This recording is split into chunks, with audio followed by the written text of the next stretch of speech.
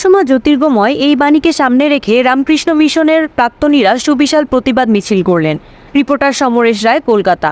আজ 1 সেপ্টেম্বর রবিবার ঠিক দুপুর 1:30টায় গোলপার্ক রামকৃষ্ণ মিশনের সামনে থেকে রামকৃষ্ণ পরমহংসদেব ও শারদা মায়ের পোস্টারকে সঙ্গে করে এবং অভয়া শান্তি কামনা ও দোষীদের শাস্তির দাবিতে শঙ্খধ্বনি সহকারে 100 লোকের বিশাল মিছিল করলেন গোলপার্ক থেকে নন্দন পর্যন্ত।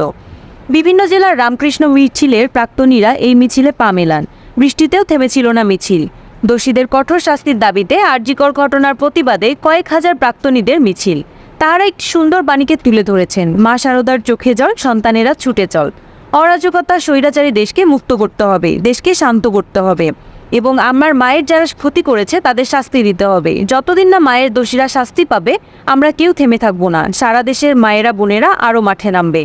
যতই আড়াল করার চেষ্টা করুক না কেন আমরা মেনে নেব না। তাই সারা দেশের সকল ধর্মের মানুষ পথে নেমেছে মায়ের বিচার চাইতে। অভয়া সবার সাথে আছে, থাকবে।